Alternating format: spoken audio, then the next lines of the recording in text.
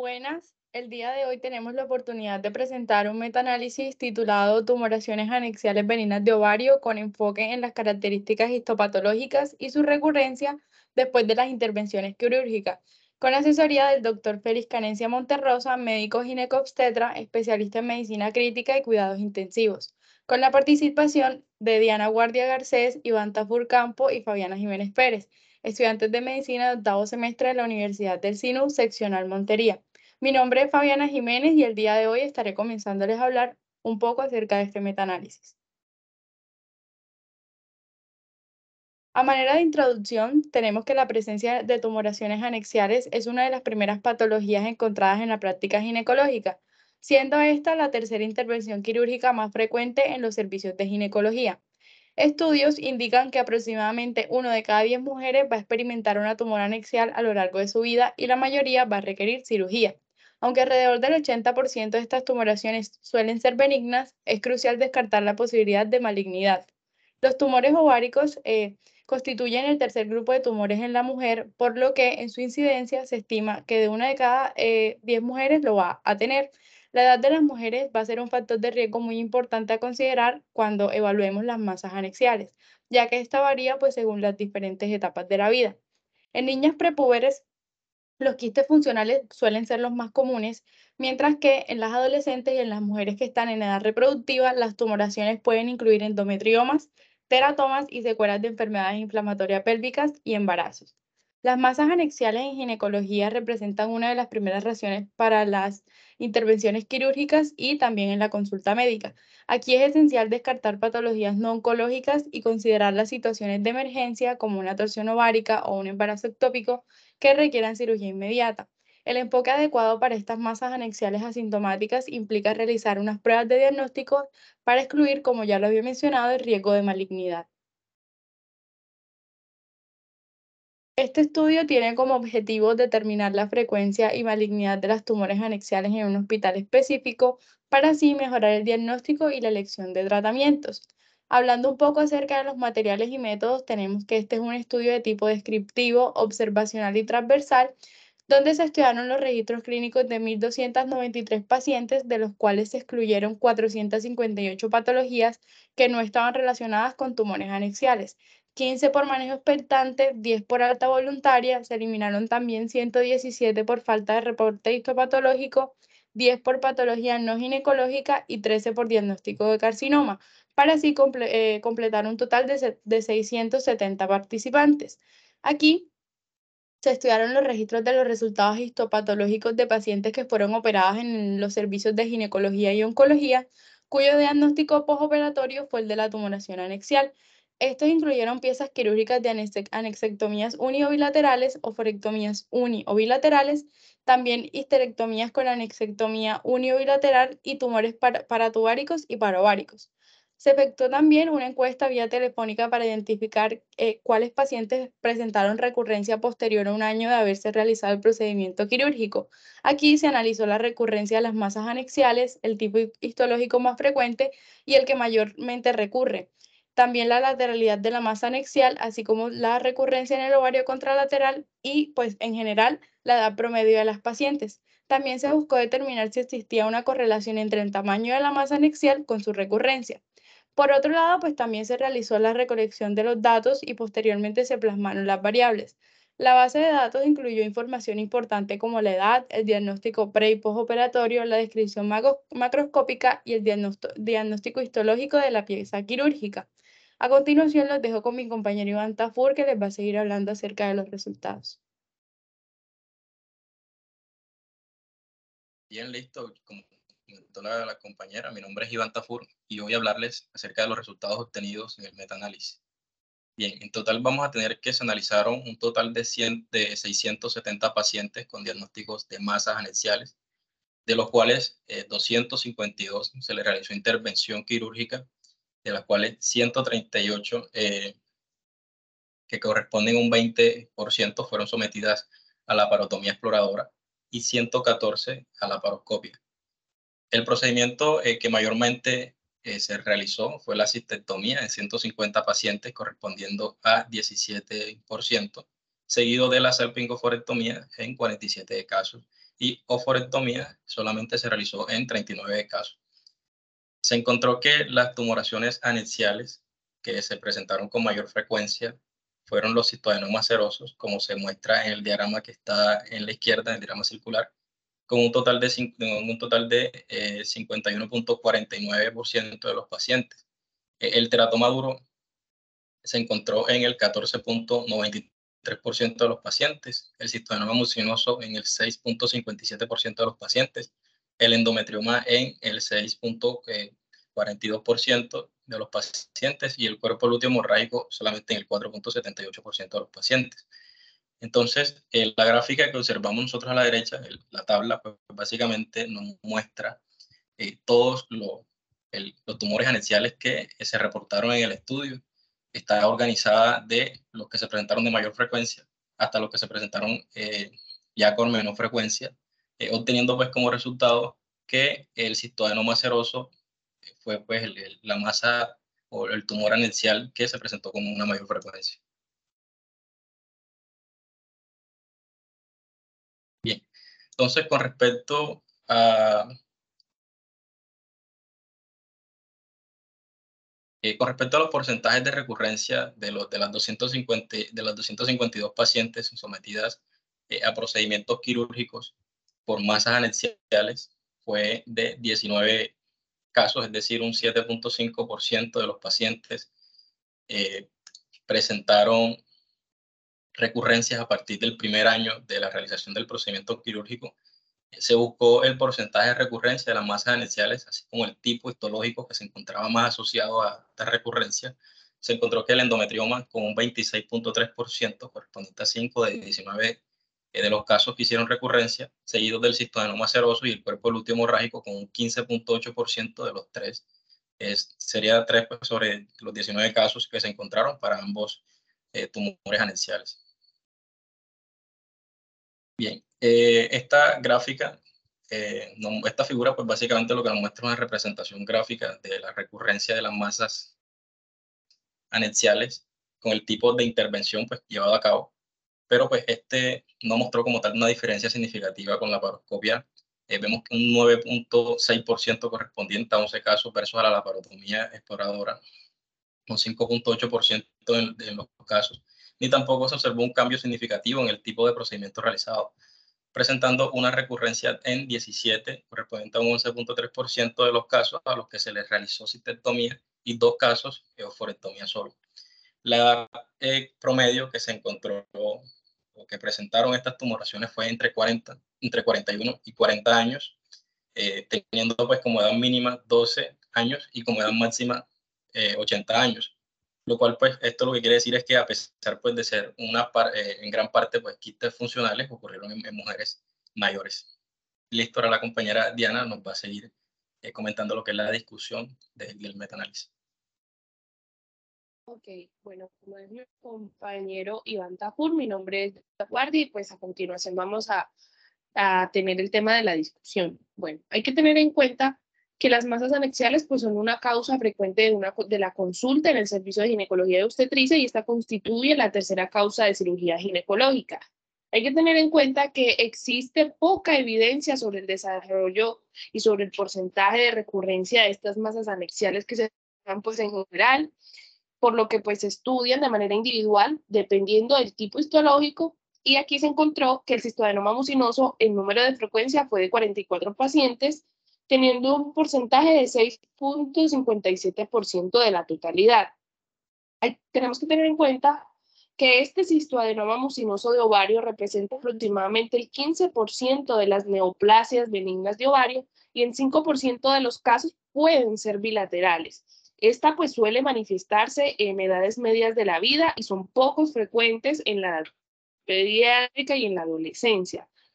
En este estudio que estamos revisando se encontró de manera general una recurrencia de 7.5%, encontrándose como estirpe histológica más común el endometrioma en un 17.1% comparado con la literatura de un 17.4%. Así como la recurrencia del 26.3% comparado con la literatura 7.8 a 24.6% desde 1 año hasta los 4 años. Estas comparaciones son muy importantes para nosotros poder establecer la frecuencia de estas tumoraciones anexiales. Como pudieron explicar mis compañeros anteriormente, en la tabla 1 que se explicó en los resultados, pues se encontraron todas las masas anexiales que estaban en este estudio, las cuales arrojaron el número de frecuencia, 345 pacientes que tenían este cistadenoma seroso teniendo un porcentaje de 51,99% de la totalidad de los pacientes. Es importante aquí pues destacar que aunque el cistadenoma seroso de ovario es un tumor benigno, va a existir una pequeña posibilidad de que este cistadenoma seroso de ovario se presenta como maligno o que coexista con otros tumores malignos en el ovario. Es por esta razón que es muy esencial contar con una evaluación y un seguimiento médico adecuado para poder nosotros asegurar un diagnóstico preciso y un manejo adecuado de esta condición. También tenemos que tener en cuenta que estos resultados mostrados en estos estudios que se hicieron respecto a la relación entre el endometrioma y sus resultados y sus tratamientos quirúrgicos, pues han sido equivocadamente extrapolados a todas las situaciones clínicas que están relacionadas con la frecuencia, con la presencia de un endometrioma, llegando a plantear equivocadamente que este endometrioma puede operarse casi en ninguna situación alguna, como para poder preservar esa reserva ovárica y el futuro reproductivo de la paciente, y pues que se debería optar por un tratamiento ya sea médico o un manejo expectante. No se va a tener aquí en cuenta que las pacientes con un endometrioma que van a requerir una terapia corresponde solo a un grupo de pacientes con esta patología, que no representa la totalidad de las pacientes. Estas tumoraciones pueden hallarse en mujeres de todas las edades y su frecuencia va a variar según la población estudiada, según los factores asociados y según los criterios empleados en cada estudio. La prevalencia es difícil de establecer debido a que algunas patologías suelen resolverse sin presentar sintomatología y muchas de ellas suelen ser quistes funcionales. Entonces, tenemos muchos pacientes con mayor sintomatología. Hay otros pacientes que tienen endometrioma y no son fértiles. Hay mujeres que teniendo un endometrioma no desean todavía tener hijos, sino poder aliviar su dolor. En cuanto al uso del tratamiento médico, este debe ser dirigido básicamente al alivio del dolor. También tiene que estar dirigido a la disminución de la inflamación, pero hay que tener en cuenta aquí que su efectividad va a ser limitada en el tiempo, ya que la mayoría de estos casos el dolor pues revierte a los 6, entre los 12 meses de suspendido el tratamiento, además de que su efecto en la disminución del tamaño del endometrioma es relativo y es cuestionable.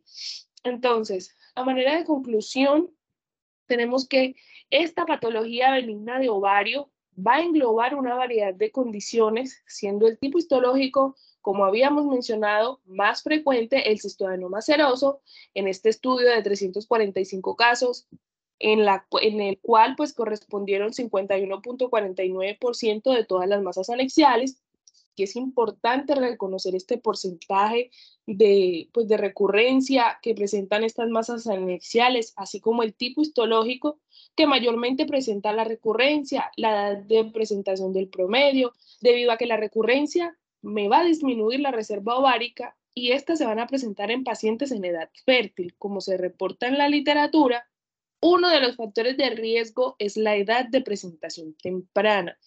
Y con todo esto anterior, se puede prevenir la realización de procedimientos semirradicales, tales como la oophorectomía, debido pues a que esta, a pesar de los mismos, se puede presentar una recurrencia contralateral.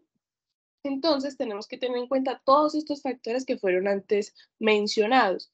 Así podemos cerrar este capítulo de este metaanálisis. Muchísimas gracias. Y a continuación, también tenemos la oportunidad de presentar 2 casos clínicos sobre la patología benigna de ovario. Esto es con asesoría del doctor Félix Canencia Monterrosa, médico ginecobstetra, especialista en medicina crítica y cuidados intensivos, con la participación de mis compañeros antes mencionados, Iván Tafur Campo y Fabiana Jiménez Pérez, estudiantes de medicina, 8º semestre de la Universidad del Sinú, seccional Montería. Mi nombre nuevamente es Diana y vamos a proseguir con la introducción de estos casos. Entonces, a manera de introducción, encontramos que esta patología benigna de ovario se refiere a una variedad de condiciones no cancerosas que afectan a los ovarios, que estos son los órganos reproductivos femeninos que producen los óvulos y las hormonas. Estas condiciones nos pueden afectar a las mujeres de todas las edades y se pueden presentar como quistes, como tumores o lesiones en los ovarios. Entonces aquí es importante destacar que la mayoría de estas patologías benignas de ovario no causan ningún problema y no requieren tratamiento, pero hay algunos casos, especialmente cuando la paciente está presentando síntomas, que se pueden requerir pruebas y tratamiento médico.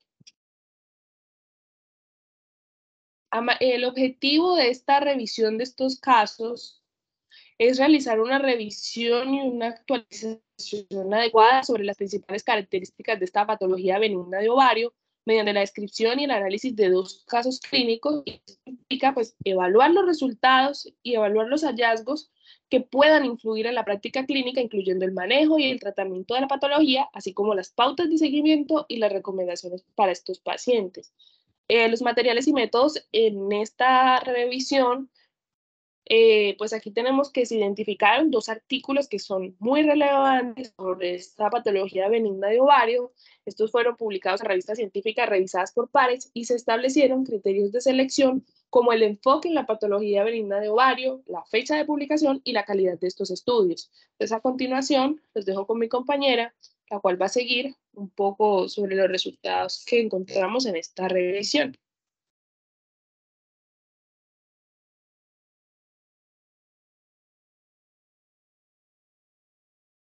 Listo. Primeramente vamos a tener un caso clínico de una paciente joven de 18 años de sexo femenino que va a presentar una masa abdominal de 7 meses de evolución con un aumento progresivo de tamaño, acompañándose de dolor abdominal difuso ocasional de moderada intensidad en una escala análoga del dolor de 7 de 10, que no tiene una causa probable, por lo cual pues esta paciente requirió evaluación médica con exámenes complementarios y un procedimiento quirúrgico inmediato, como podemos ver en la figura 1. Esos fueron los hallazgos que se encontraron en el examen físico de la paciente. Vemos un abdomen globoso, tenso, aumentado de tamaño y ocupado casi en su totalidad por la masa abdominal. La sintomatología de esta paciente se exacerba con el transcurso de las semanas y la paciente refiere mucho estreñimiento y disnea, por lo que acude a facultativo, en el cual se le realizan exámenes complementarios y decide ingresar para una resolución quirúrgica. A esta paciente se le realizó un estudio de imágenes diagnósticas de tipo tomografía axial de abdomen, donde se evidenció una masa quística multinodular intraabdominal con quistes de múltiples densidades que tienen unos septos delgados de aproximadamente 29.9 centímetros por 23.3 centímetros por 16 centímetros, con un volumen aproximado de 6.000 mililitros, que se desplaza que desplaza de estructuras abdominales adyacentes. Tiene un útero con lateralización hacia la derecha de morfología y tamaño normal, un ovario izquierdo con múltiples quistes en su interior de características normales. El ovario derecho no se logra visualizar y vemos ascitis en el espacio pélvico con volumen aproximado de 300 mililitros. La imagen 2 nos habla acerca de la tomografía axial de abdomen.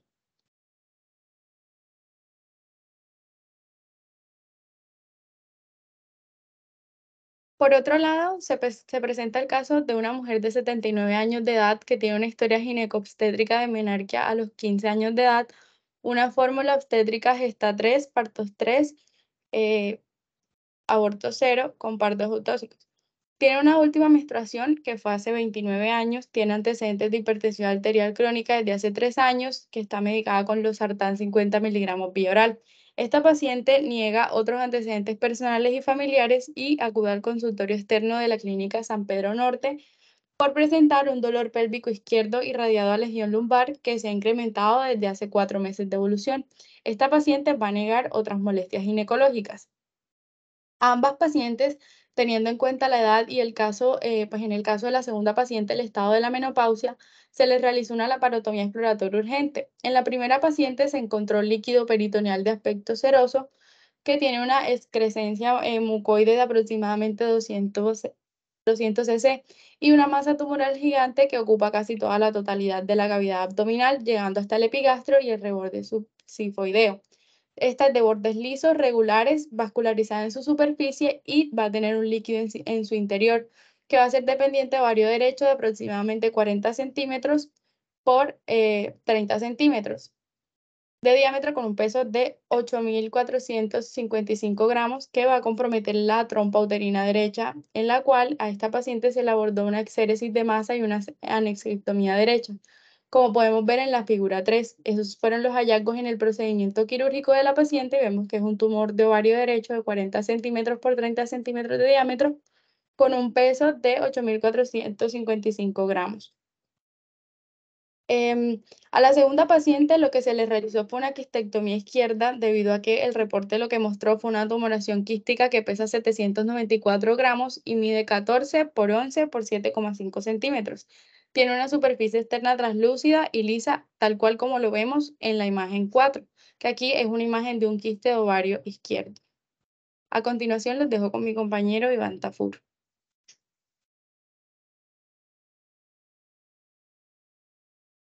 Listo, entonces comentando la discusión del artículo, pues vamos a encontrar que el cistoadenoma mucinoso corresponde a un tumor benigno que se origina en el epitelio de la superficie ovárica. Aunque la causa exacta de este tumor aún se desconoce, se cree que proviene del epitelio celómico superficial. Este tipo de tumor suelen presentarse entre 20 y los 40 años de edad y se caracteriza por ser en su mayoría benigno. Solo un 10% de los casos llegan a ser malignos. Los citoadenomas mucinosos de ovario son pues generalmente unilaterales y se caracterizan por contener un líquido gelatinoso en su interior. La presentación clínica puede variar desde tumores macroscópicamente pequeños hasta aquellos que ocupan toda la cavidad de la pelvis e incluso la cavidad abdominal, así como observamos en los casos anteriores. El manejo de los citoadenomas mucinosos de ovario implica la intervención quirúrgica, ya pues que se ha demostrado que es esencial para los tumores grandes. Sin embargo, en cuanto al tratamiento laparoscópico de quistes ovarios mayores de 20 centímetros, actualmente no existe como tal un ensayo controlado aleatorio que respalde su eficacia. En este sentido, la laparotomía continúa siendo el método preferido para la excisión de quistes ováricos gigantes. Es importante pues también destacar la necesidad de una evaluación individualizada en cada caso y la consideración de los factores clínicos, la experiencia del cirujano y las características específicas de los tumores antes de determinar como tal el enfoque quirúrgico más adecuado. Además, se requiere un seguimiento regular para monitorear la recurrencia y garantizar el bienestar a largo plazo de los pacientes.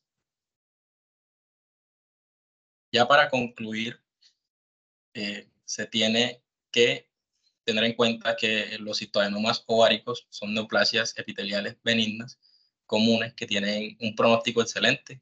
En los dos casos presentados fueron un cistoadenoma mucinoso de ovario y un cistoadenoma seroso en una mujer posmenopáusica que tuvo o que sí tuvo una evolución favorable.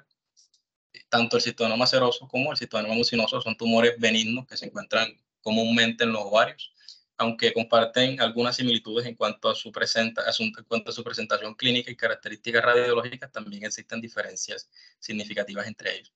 Y listo, esa fue la presentación de los artículos del día de hoy. Espero pues que les haya gustado y muchas gracias por prestarnos atención.